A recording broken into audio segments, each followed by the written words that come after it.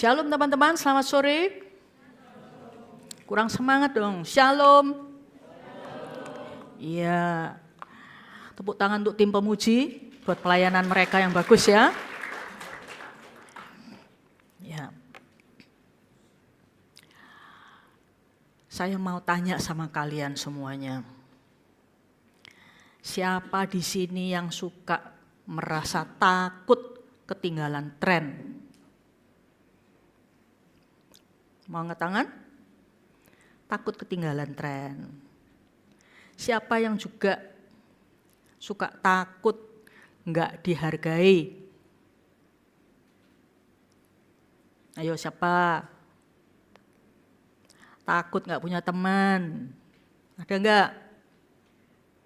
Pasti ada. Takut dianggap kurang gaul. Siapa?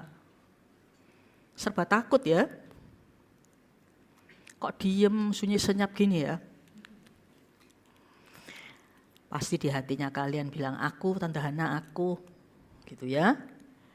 Teman-teman, sekarang ini banyak remaja yang sebenarnya sedang cari identitas, cari jati diri. Ya.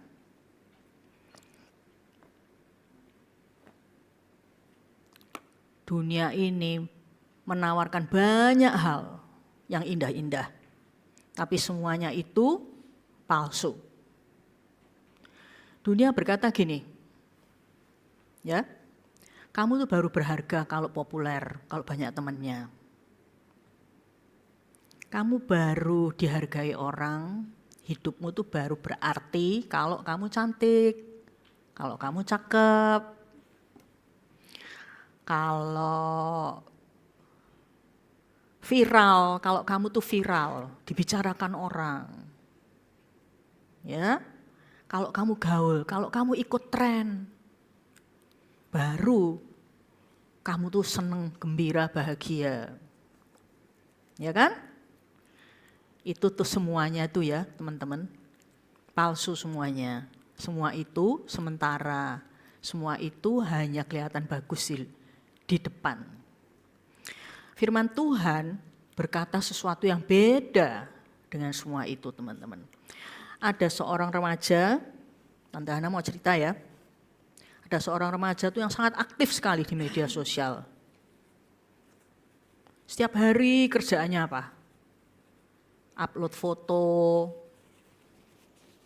ngecek berapa like-nya, dapat berapa like, di komen enggak, ngecek berapa yang viewer, yang nge-view apa, berapa yang view, viewernya berapa, ya. Kalau likes-nya banyak, dia seneng, dia bahagia banget. Wih, aku di like banyak loh. Tapi kalau sedikit yang like, aduh, rasanya aku gagal, rasanya aku nggak ada artinya ya. Nggak dianggap orang ya aku. Gitu, terus kayak gitu tuh. Suatu hari apa yang terjadi? Akun IG-nya dihack orang dan hilang akunnya. Kayak dunianya runtuh. Dia telepon sama temennya. Waduh, kayak aku kehilangan diriku sendiri loh. Benar-benar loh aku hancur hidupku. Dia bilang gitu. Teman-teman, pertanyaannya gini loh, kayak apa sih kok bagaimana mungkin sebuah aplikasi kayak IG, Instagram bisa membuat seseorang tuh merasa berharga, merasa kalau nggak ada yang nge-like, nggak ada harganya dirinya.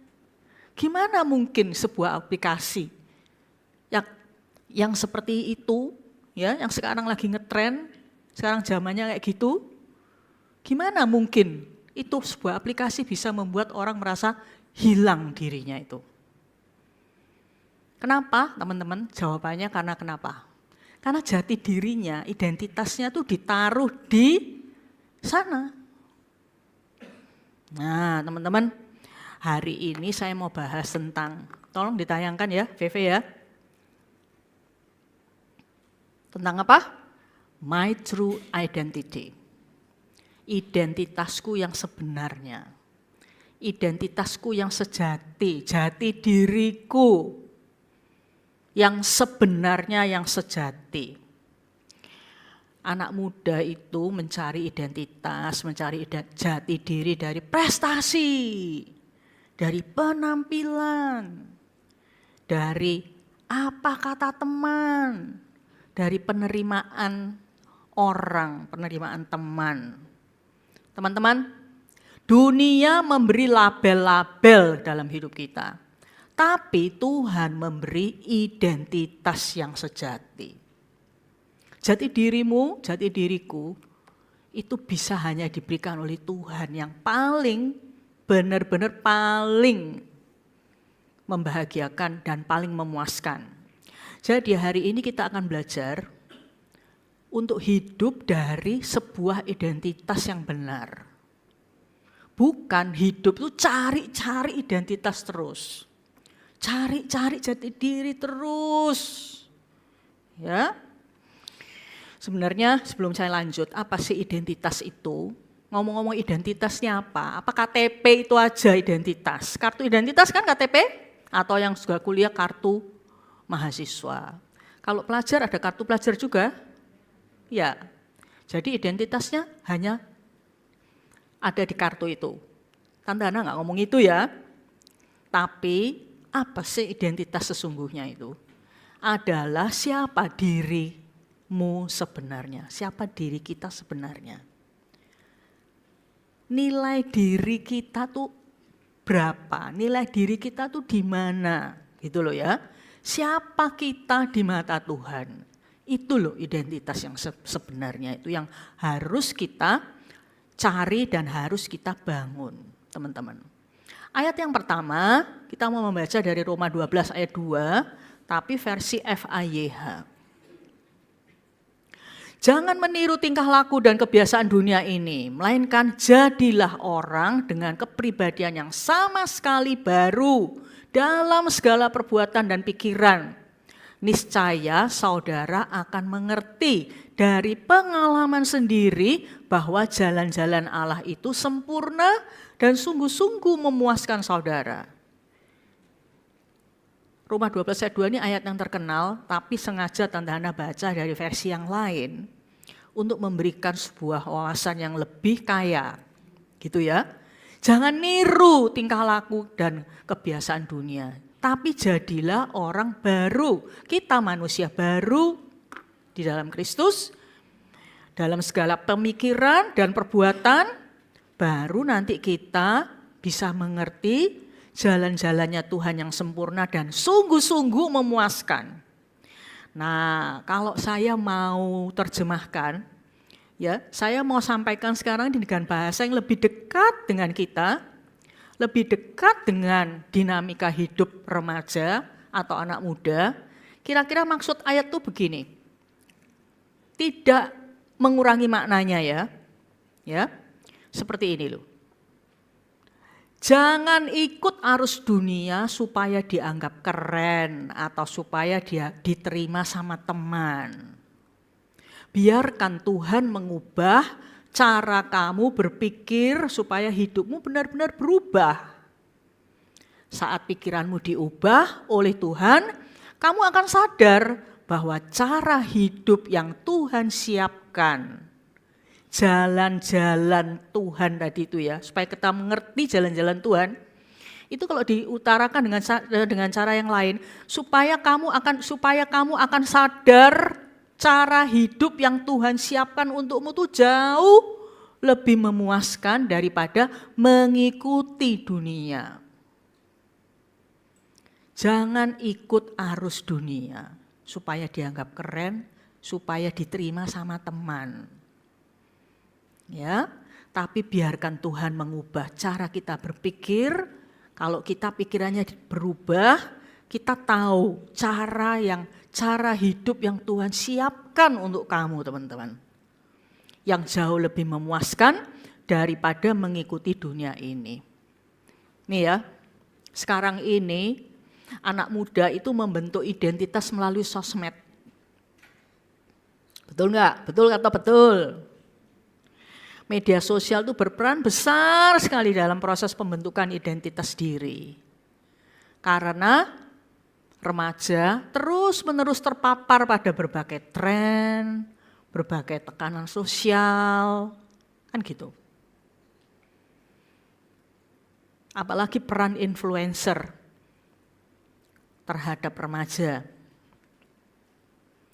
Influencer itu sering dianggap sebagai panutan, sebagai role model oleh para remaja. Gaya hidupnya, pendapatnya, cara berpenampilannya ditiru oleh pengikut-pengikutnya.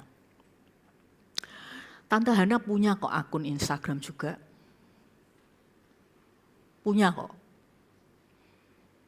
Bukan nggak punya, tapi saya pilih konten-konten yang mengedukasi saya.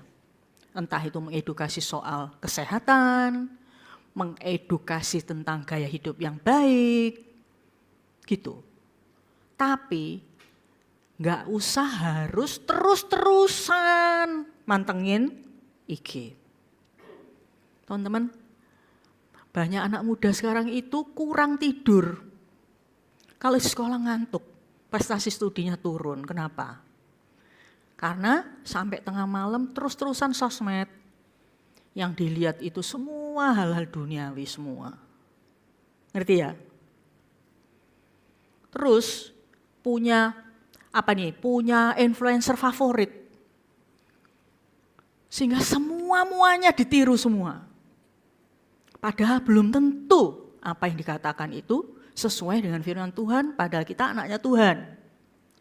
Teman-teman harus hati-hati. Saya nggak ngomong sosmed itu jelek. Tidak, banyak kok konten-konten yang bagus.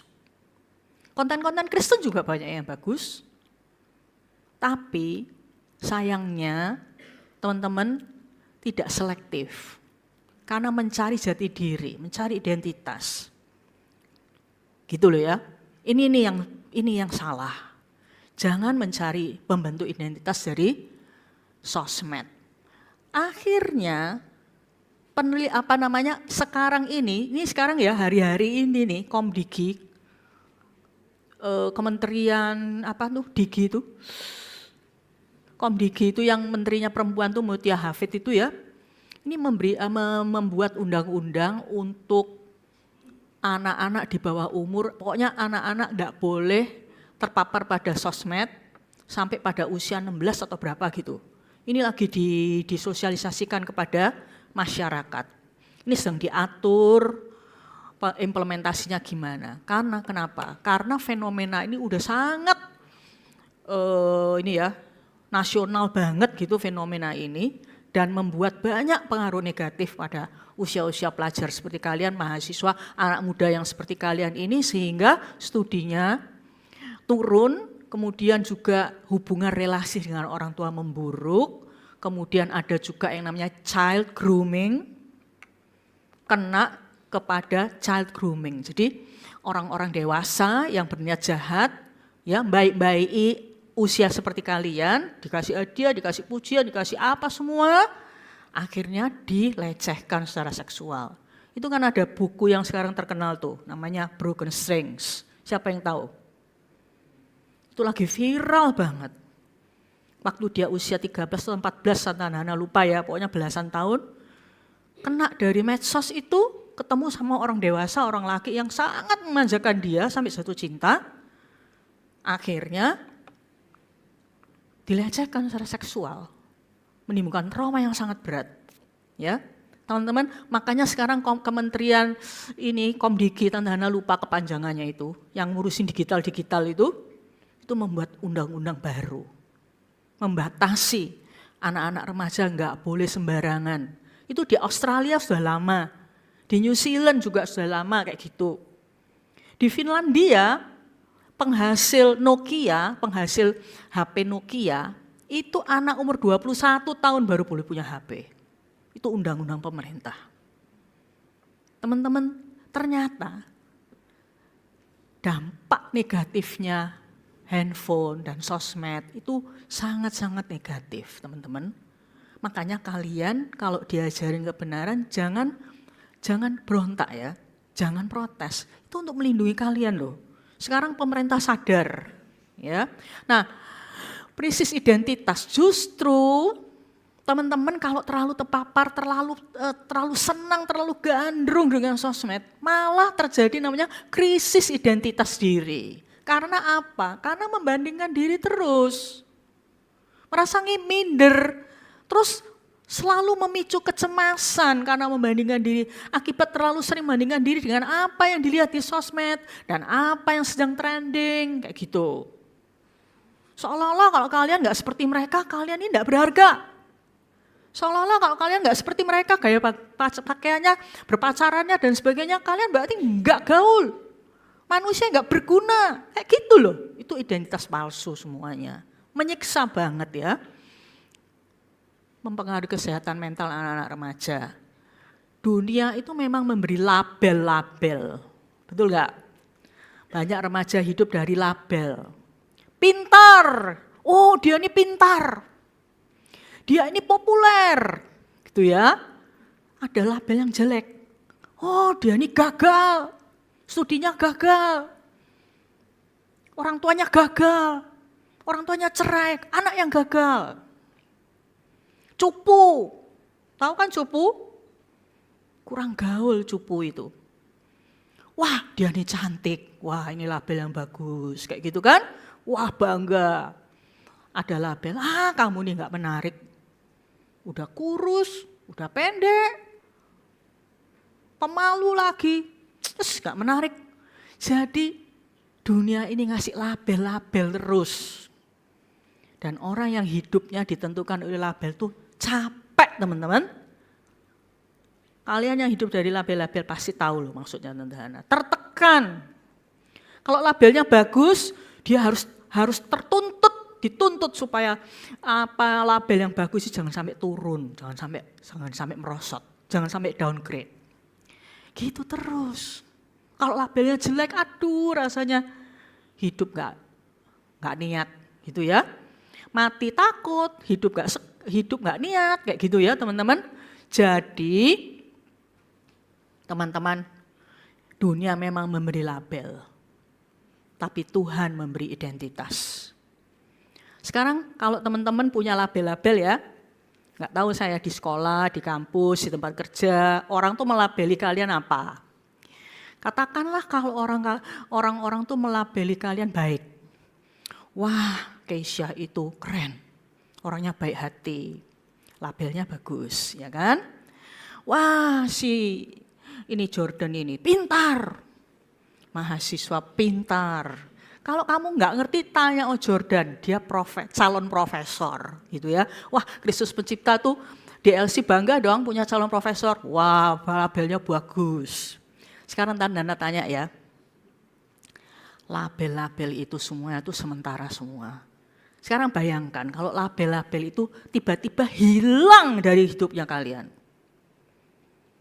Oh dia ini siapa ya Tante tahu siapa ya namanya ya? Orang-orang ini, teman-teman ini. Oh si Edward itu, cakep. Dia gaul, dia disenangi sama cewek-cewek misalnya. Bayangkan aja, tiba-tiba label-label itu pada suatu hari dicopot dari hidupmu. Gimana rasanya teman-teman? Terus kamu akan menilai dirimu kayak gimana? Terus kalau orang tanya, siapa kamu ini? Iya ya, aku nih siapa? Karena kenapa? Karena jati dirinya ditaruh di label-label itu. Sedangkan label-label itu bisa hilang dalam satu kali. Seketika atau dalam waktu pendek. Kalau itu hilang semua label-label itu, terus kamu akan menilai dirimu siapa. Kalau nggak ada yang notice kamu sama sekali, kamu tetap masih merasa manusia yang berharga atau enggak? Itu pertanyaan yang harus direnungkan loh itu. Jangan-jangan kita merasa berharga karena label ini loh. Aku anak kesayangan papa mama. Ya, gitu. Makanya berasa berharga. Aku di gereja jadi ketua ini, ketua itu. Wah, I am somebody. Tante Hana tuh akhir-akhir ini merenung loh.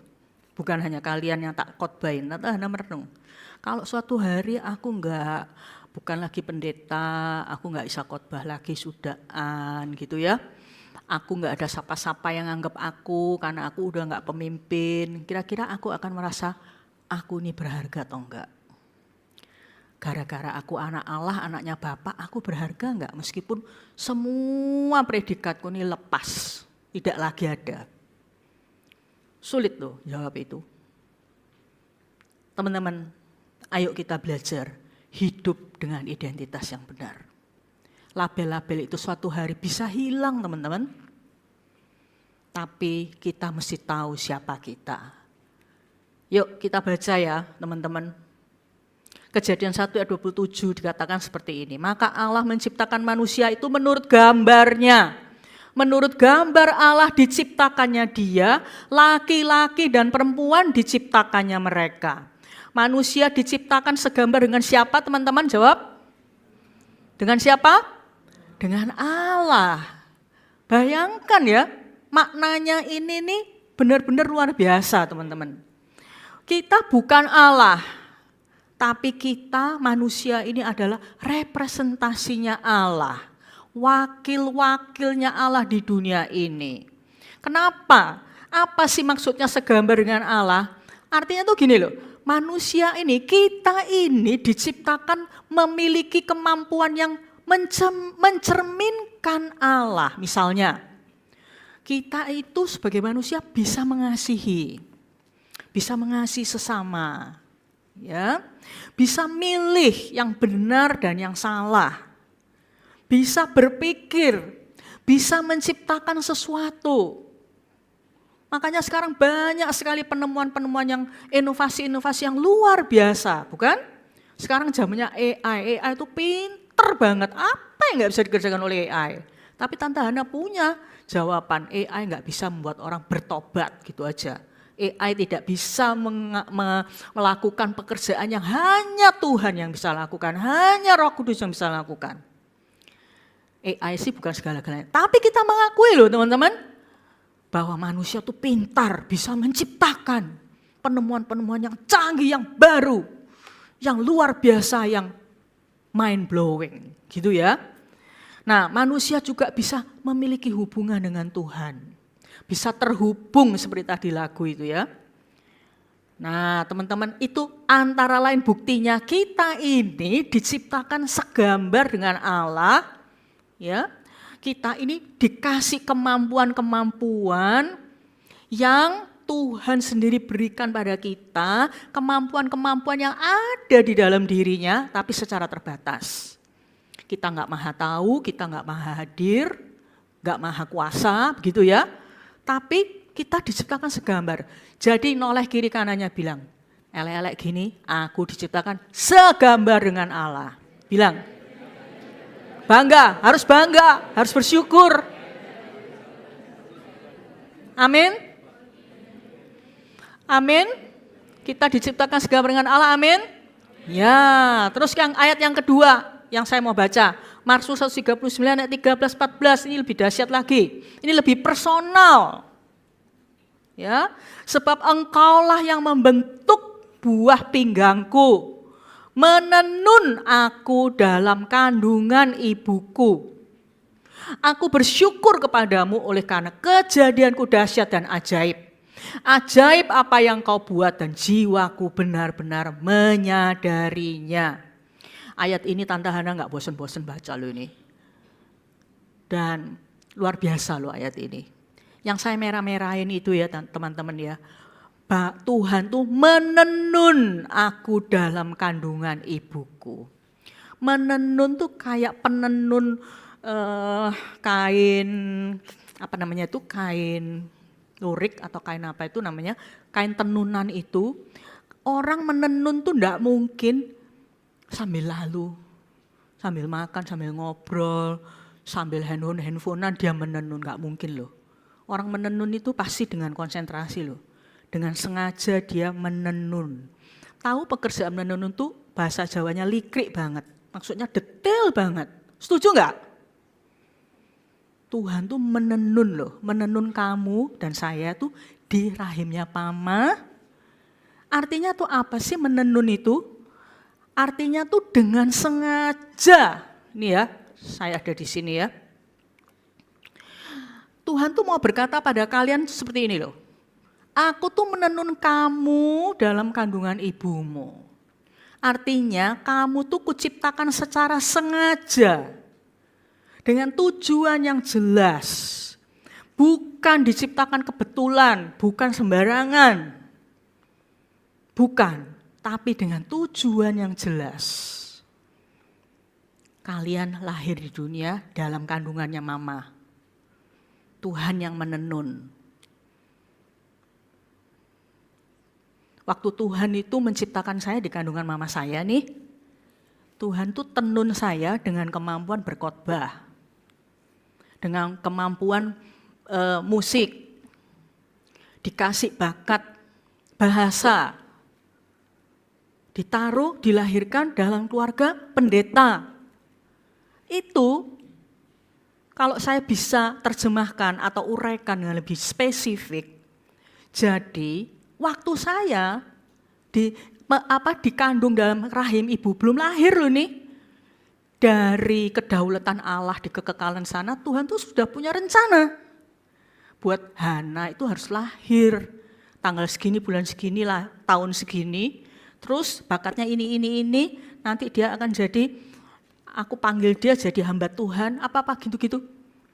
Teman-teman dipanggil untuk jadi apa, Tuhan sudah punya rancangan, itu artinya secara sengaja, dengan tujuan yang jelas, bukan kebetulan, bukan sembarangan. Noleh lagi kiri kanannya, ciptaan Tuhan yang spesial. Bukan sembarangan. Ya, amin. Artinya gini teman-teman. Artinya nilainya kamu, nilai dirimu, jati dirimu tidak berasal dari penampilanmu, popularitasmu, prestasimu, dari komentar orang. Tapi nilai dirimu, jati dirimu, identitas dirimu berasal dari pencipta kita yaitu Tuhan di dalam Yesus Kristus. Betapa berharganya hari ini kita kan Perjamuan Kudus ya. Ini kita mengingat loh, ini harus nih. Tuhan bilang harus memperingati. Bagaimana saking berharganya kita itu ketika kita masih berdosa, Tuhan mau mati dan menebus kita. Dan bangkit dari kematian untuk menebus kita dan mengangkat kita, melayakkan kita jadi anaknya. Segitu berharganya. Tapi dunia memang memberi label-label. Tapi Bapa memberi identitas. Ayo dibaca kalimat yang singkat itu. Dunia memberi label, tapi Bapa memberi identitas. Memberi jati diri teman-teman. Daya tarik dunia tapi. Nih hati-hati nih ya yang namanya FOMO. Saya tahu teman-teman tahu kok artinya FOMO. Fear of missing out. Seperti tadi tanda tanya di awal. Siapa yang suka takut gak dihargai? Takut ketinggalan tren. Takut gak punya pacar. FOMO itu orang-orang yang selalu takut ketinggalan tren. Takut gak update. Takut gak punya pasangan. Takut gak ikut di circle. Padahal Amsal 29 ayat 25 mengatakan. Takut kepada manusia mendatangkan jerat. FOMO itu sebenarnya jerat teman-teman. Kalau kalian sekarang dengar Tante Hana khotbah, kalian suka FOMO terus, tiap-tiap hari FOMO ini yang menghantui kalian, itu kalian sudah kena jerat. Jerat yang membuat kita ikut arus, kompromi, dan kehilangan jati diri kita yang sebenarnya. Pernah nggak kalian karena takut kehilangan teman, takut nggak diterima, akhirnya kalian minum alkohol bareng-bareng, mabuk, ya, ikut pesta-pesta, yang hura-hura, ikut gaya hidup nggak kudus.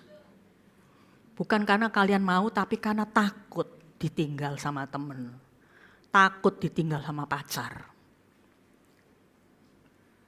Akar masalahnya orang-orang FOMO ini adalah pola pikir anak yatim.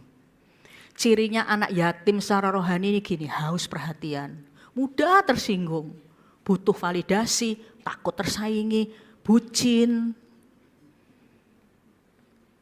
Kita diberi kuasa menjadi anak-anaknya Allah, tapi banyak orang Kristen hidup seperti yatim rohani.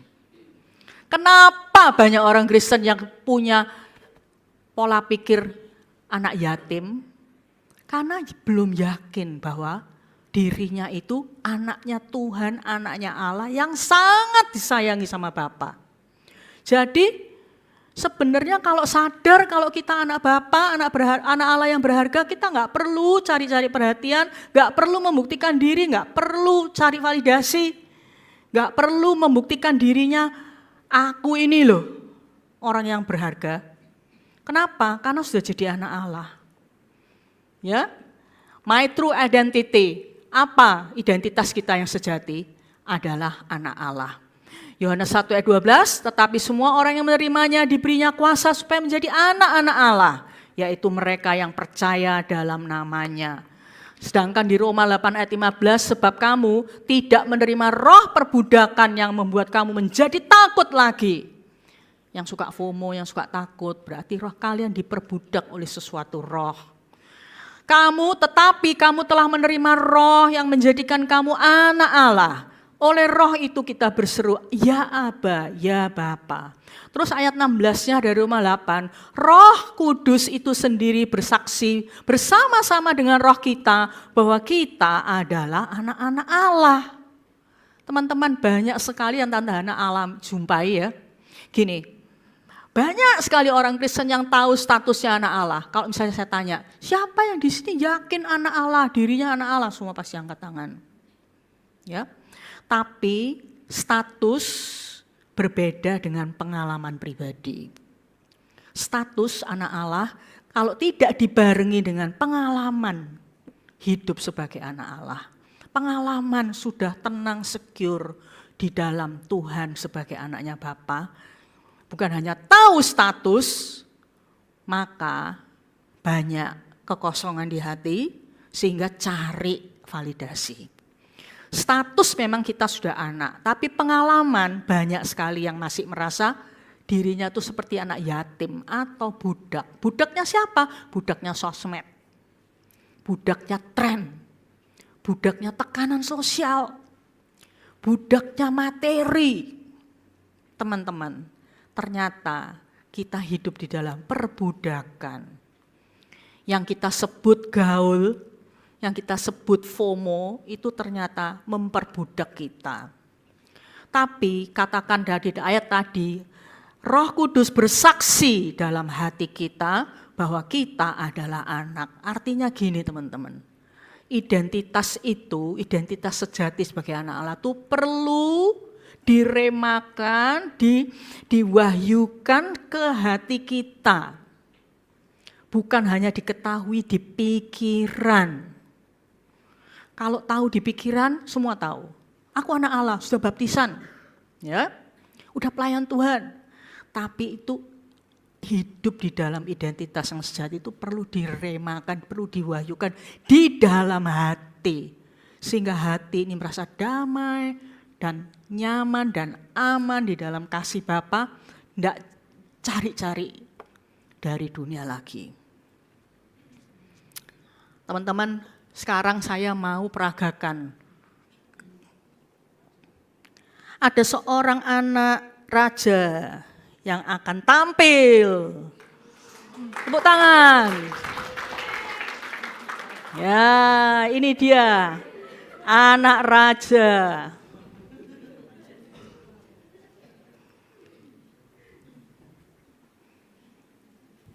Ininya kurang masuk. Ya, gitu ya. Ini anak raja si Awi. Tepuk tangan dong yang meriah. Dari mana tahu kalau dia anak raja? mahkota kehormatan ya, jadi anak raja. Terus sebagai anak raja, mari Awi buktikan bahwa kamu anak raja. Bisa enggak? Nggak bisa. Oh, terus kamu mau kayak gimana? Minta sih.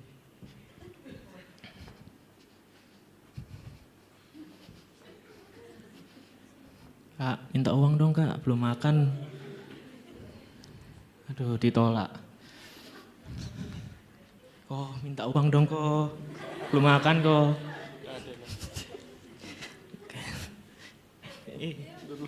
Ditolak lagi.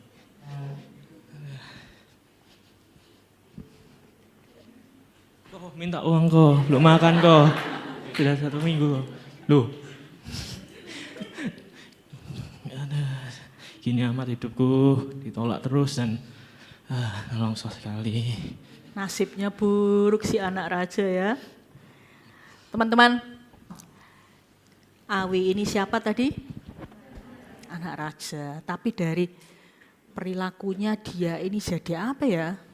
Tadi itu. Apa? Jangan sungkan, wong ini cuma peragaan aja kok. Loh kok sudah hilang ya? jangan cepat-cepat. Ini tapi aku menghargai loh. Dia ini pemalu tapi dia bisa acting loh. Tepuk tangan dong. Bentar ya, sebentar. Ini loh, kayak gini persis loh kita tuh seringkali. Kita tuh sebenarnya anaknya Allah. Bahkan lebih dari anaknya raja. Anaknya Allah loh kita ini.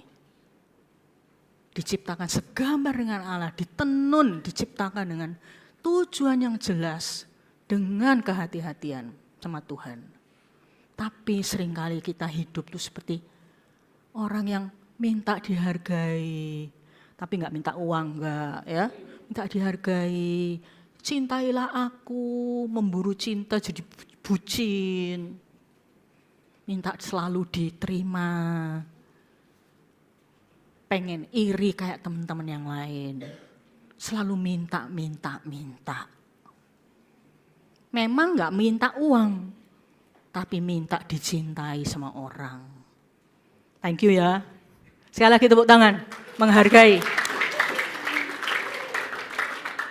Saya pikir Kak Hendro tuh rekomendasikan Awi karena pinter acting. Gak taunya dia bilang, aku gak bisa acting katanya gitu. Tapi dia mau maju terus ya. Oke. Teman-teman, ini nih status kita punya. Tapi pengalaman pribadi itu yang harus kita juga punya teman-teman. Gak cukup kalau tahu dirinya anak Allah. Ayolah, beneran hidup sebagai anaknya Bapa, teman-teman. Deklarasikan dirimu, harus sering deklarasi bahwa aku tuh anak Allah. Oke? Nih, ayo sekarang saya ajak deklarasi 3 kalimat yang pendek saja. Siap ya? Tuh 2, 3. Aku anak yang disayangi Bapa. Aku tidak hidup dari label dunia. Aku hidup dari identitas yang Bapa berikan. Amin. Sekali lagi sama-sama. 1, 2, 3. Aku anak yang disayangi Bapa. Aku tidak hidup dari label dunia. Aku hidup dari identitas yang Bapa berikan. Ya, jadi mulai sekarang kalau terus-terusan takut, terus-terusan FOMO, tolak, bilang, aku anaknya Bapa. Aku berharga. Aku nggak mau jadi budaknya tren-tren, tekanan-tekanan sosial. Jadi budaknya teman-temanku nggak mau. Aku sudah berharga. Aku hidup dari identitas yang Bapa berikan. Jadi kalau mau beneran hidup sebagai anak Bapa, kalian nggak capek ta? Hidup membangun identitas diri di atas suatu yang palsu, nggak capek kah? Bangunlah identitas jati diri yang benar, yang kokoh, yaitu kita anak Allah. Oke? Yang kedua, Kalau mau beneran hidup sebagai anak Bapa, bukan minta-minta, dikasihi, dihargai, dan dicintai terus, bergaullah dengan Bapa, teman-teman. Berdoa dan firman. Kayak tadi itu ya, kalian nyanyi lagu terhubung di rumah. Terus merasakan Bapa itu mengasihi kalian. Itu penting loh teman-teman. Jangankan kalian, Tante Hana aja yang pendeta kayak gitu, harus gitu. Soalnya apa? Terpapar terus sama budaya-budaya yang terus mengiming-imingi kita dengan segala macam yang indah-indah. Tetapi yang menyiksa batin pada akhirnya. Lihat ya, sosmed itu membuat anak-anak muda itu krisis identitas. Bukan menjadi anak muda yang kuat. Semakin terpapar pada sosmed, semakin krisis identitas. Karena terus membandingkan diri dengan apa yang dilihat. Padahal bukan itu identitasmu, teman-teman. Jadi bergaul dengan Tuhan. Doa, nyanyi, nyembah, baca firman. Terus dalam komsel, setia dalam komsel. Kalian dikasihi, diperhatikan sama teman-teman komsel. Kalian punya kesempatan mengasihi teman-teman komsel. Di situ loh, dinamika ini loh yang membuat kita tuh membentuk jati diri yang baik. Iya ya, ternyata banyak loh teman yang perhatikan aku. Itu mengafirmasi identitas kita. Gitu tuh. Masya aku jelek, masya aku gak cantik. Leaderku ini, pemuridku ini, kakakku ini memperhatikan aku. Kalau aku nggak datang ditelepon, kan itu berarti membangun harga diri, apa tuh identitas, mengafirmasi, meneguhkan bahwa kalian itu berharga, sehingga ada orang yang perhatikan kalian, kan gitu. Dan kalian juga belajar mengasihi orang lain. Orang yang hidup untuk diri sendiri terus semakin kesepian. Ya, tetapi dengan mengasihi, dengan memperhatikan, terus akhirnya bisa dipercaya dengan memuridkan. Kalian merasa berdaya guna. Dan itulah identitas yang benar itu seperti itu. Dibentuknya. Terus kalau gimana mau beneran hidup sebagai anak Bapak? Punya mentor, punya pemurid, punya Bapak rohani. Ya, di situ kalian dijaga, dinasehati, diteguhkan potensinya, diarahkan tujuan hidupnya. Pelan-pelan kalian jadi anak muda yang kokoh. Identitasnya kokoh dan benar. Bukan yang palsu-palsu itu. Bukan yang mengecoh-mengecoh itu, teman-teman. Jadi, harus berani berbeda. Jangan kompromi. Ikut arus, ikut teman-teman yang enggak baik-baik itu. Di Matius 5:14 Tuhan bilang kamu adalah terang dunia. Yesus enggak berkata usahakan supaya kamu jadi terang dunia, enggak. Tuhan bilang, ini saya belum ini. Ya, Tuhan bilang kamu adalah terang, bukan usahakan dulu jadi terang. Enggak, bukan usahakan jadi terang, kamu adalah terang. Jadi orang yang tahu identitasnya tidak takut berbeda. Generasi sekarang ini selebih kuat tidak takut tidak, maksudnya gini, generasi sekarang ini sering lebih takut tidak populer daripada takut kehilangan Tuhan. Padahal terang tidak pernah mengikuti kegelapan. Terang itu mengusir kegelapan. Jadi kalau kalian mau ikut arus terus supaya diterima, kalian bukan terang. Padahal kalian ini adalah Tuhan bilang kamu adalah terang dunia. Gitu ya. Kalau terang di kegelapan, kalian berbeda. Bisa mengadakan perbedaan. Karena kalian terang. Kegelapan diterobos sama terang, gelap itu hilang. Bukan ikut-ikut gelap. Mari teman-teman semuanya tahun ini diajar untuk menjadi anak muda yang Christ-centered. Berpusat pada Kristus. Yuk sungguh-sungguh berpusat pada Kristus sehingga kita tidak ikut tren-tren dunia. Sekarang yang terakhir sebelum perjamuan kudus. Saya mau tanya, kenapa ya kok banyak kalian yang gak bisa hidup dalam kasih Bapa? Kok kayak peragaan tadi, statusnya bagus, tapi pengalamannya payah. Mengapa?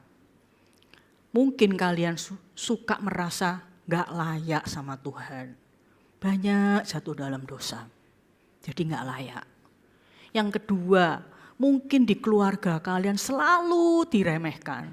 Selalu dibandingkan, selalu gak dianggap.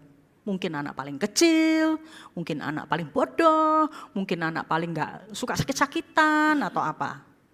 Jadi kalian merasa diremehkan. Jadi mentalitas itu nempel gitu ya. Aku ini anak gak berharga. Seperti itu. Mungkin suka ditolak, suka dibandingkan. Atau kalian pernah mengalami kasih Bapa. Kalian pernah di dalam penyembahan di gereja atau di komsel atau di retreat atau di camp atau di CG atau apa.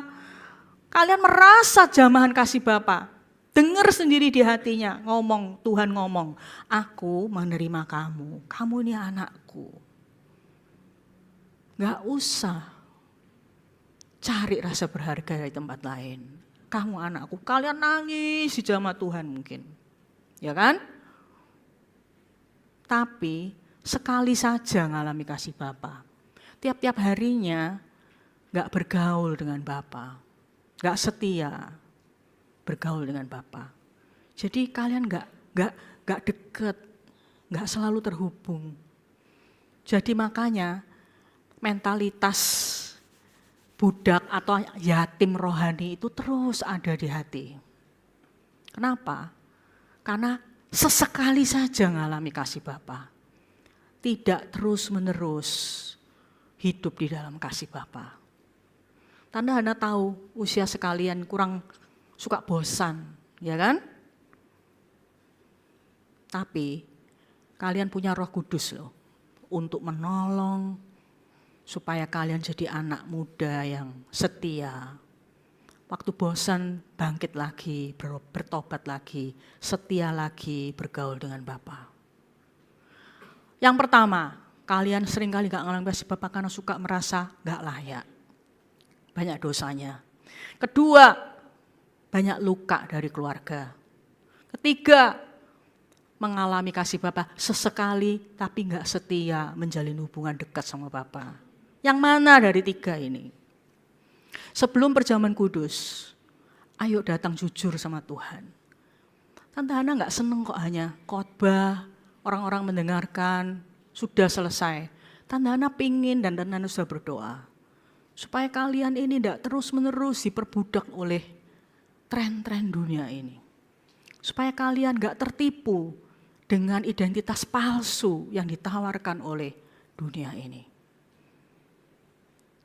Yuk kita datang ke Tuhan. Saya minta tim pemuji maju ke depan. Kita nyanyi lagu Ingat Kasih-Nya, begitu besar kasih Bapa. Hari ini dalam perjamuan kudus, kita mengingat kasih Bapa. Dia datang bukan sebagai hakim, tapi penyelamat yang berkorban untuk menebus hidupmu dan hidupku. Engkau sangat berharga, sehingga dia mau mati dan memulihkan dan mengangkat kita jadi anaknya. Siapa yang di sini hatinya kayak yatim?